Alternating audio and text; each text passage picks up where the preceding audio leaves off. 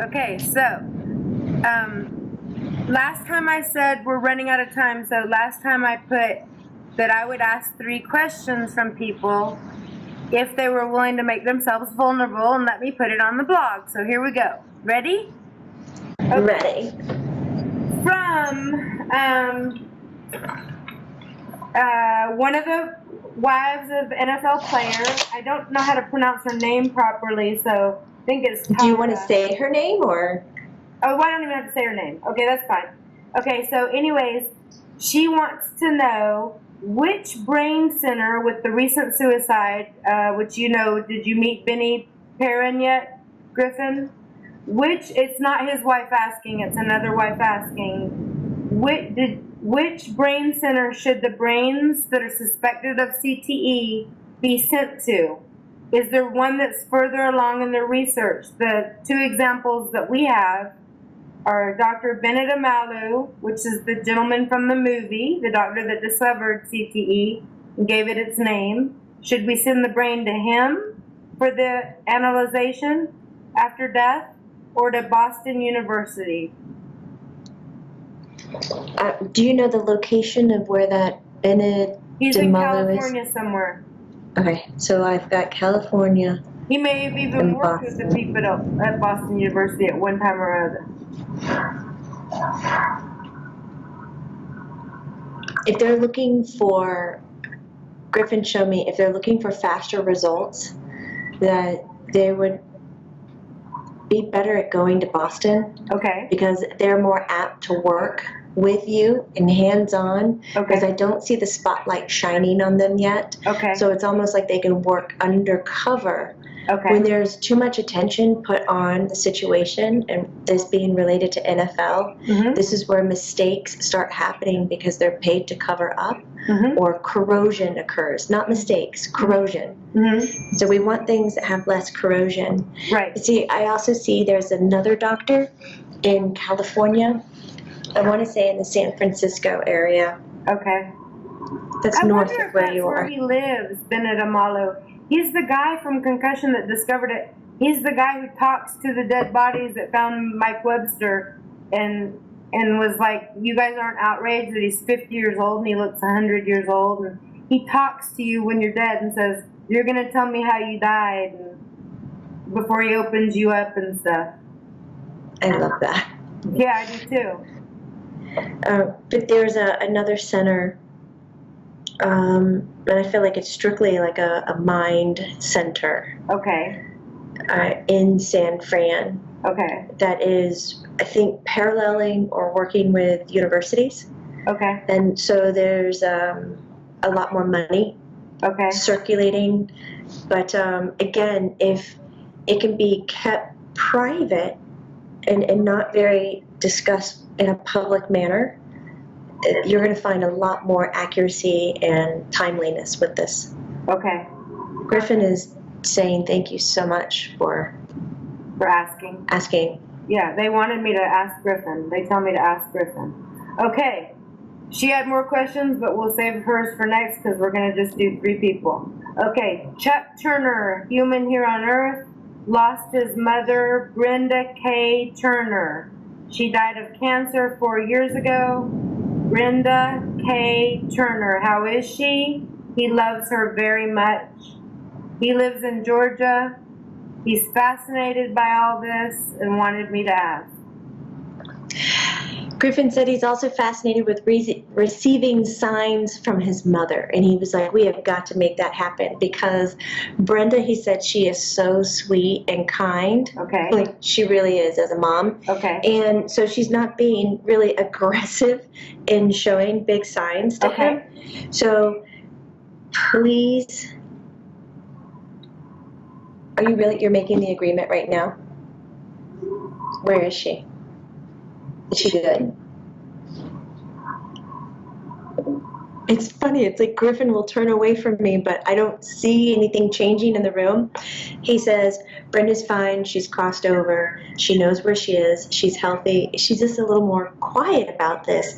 So when he's going to bed at night, Mom is going to come join, sit on the bed, and say some words, also while squeezing firmly on the hand and the arm beneath the elbow to really try to get son's attention. Okay. So any kind of tactile sensations he feels, even if they're real subtle, go ahead and acknowledge them, because that's going to give her the cue of she might be doing something right, and she'll make it bigger and more information. Okay. Thank you, Brenda. And he wants me to tell you he loves you very much, which I know you already know that, but yeah. And she also has. He reads this. He loves. She has this really nice powdery smell. Yum. Is it fresh? Is it good? Yeah. Love it. It's Brenda. A really soft. It's not floral. It's gone. Oh my God, I love those moments. I rarely get to smell moments. I love it. And this gentleman lives outside of Atlanta. He's fascinated by everything I write, and he really wants to communicate with his mom. So I'm gonna for sure share your message, Brenda. Okay, now an aunt's been writing me about a young boy, Griffen, your age, 19-year-old Joey. It's Tetreau. To true. Passed on Father's Day almost 3 years ago. Accidental overdose on the couch, right? Found him on the couch. His mother's name is Trina. I've had no contact with his mother. It's his aunt, his mother's sister, asking me, Joey, are you okay? Anything I can tell your mom, Trina? Mama's having a hard time, baby boy. I need something really good to pass her way. Tell me something good, baby. Valentine's Day. Oh my God. He is such a wonderful smartass. Yeah, I heard they sent me a picture of me. It's a beautiful smile. Oh, lips and smile is all that he is. And if we could borrow his eyelashes, that would be nice too. Awesome. But like, he's such a smart, excuse the language for a second. He wants his mom to know that he fucked up, and he realizes that it was not a suicide. Okay. It was not a suicide whatsoever. Mm-hmm. He had goals. He had dreams. Yep, I heard he had just gotten a new job and fallen in love. He had everything in place, and he was going to sober up after this kind of thing. Was it the last hurrah, Joey? Yes. Okay, I got it. It was. And it really was. And he's so sorry. He goes, my mama has to know that I love her. She knows. He says, I've been sending her flowers. Okay.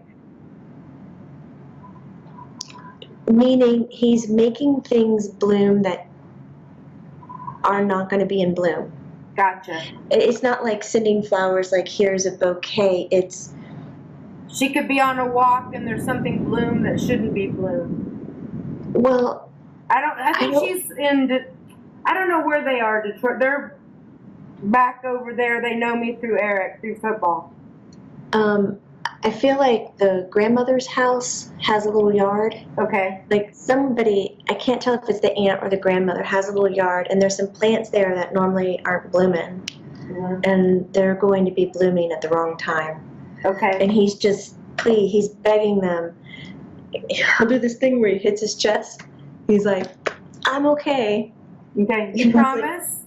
You promise, Joey, you're okay? Can I tell your mom that? He says, my mom, I want her to know that when I make a promise, I'm keeping it. But he says, I broke the last one. No. But she's struggling, so can you show her you're around, honey, besides the flowers? Just lay with her and show her you're around. Marshawn, he said that would scare her. It would? Well, then scare her. Scare her. There. I guess she's really struggling, honey, so you just gotta startle her somehow. Things she can't deny.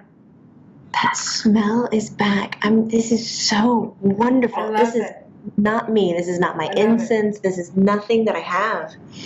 And it's weird because it's just like in the air right here. Okay. I'm having such a good time right now. Go ahead. Okay, Joey, I love you. I've never met you. Your picture's absolutely beautiful. I'm sorry that happened to you. And I know your mom is sorry that happened to you. And your Aunt Tina is the one who's been contacting me. So he loves her. And then, Griffin, one last question. Brenda, you know Brenda Espinoza, wants to know, why weren't you allowed to tell me about Dad's upcoming suicide? If you would have told me, would there have been consequences, and from who? He says, Mom, it wasn't my place to tell you. Okay. Because then you would feel responsible that you had the knowledge and couldn't stop it. And so in looking at the whole experience, all you could see was, I knew it was happening. Why didn't I go in and do something? And he goes, and then anything we talk about from here on out, you'll feel like you're responsible for. And he goes, I'm not asking for your participation. I'm not asking for you to be responsible for the information. You know, you're the receiver, you're the listener. Are there consequences? She wants to know if you are. Are there rules of things you're allowed to not tell me, though? If someone would stop you? Who's the someone that would stop you, Griff?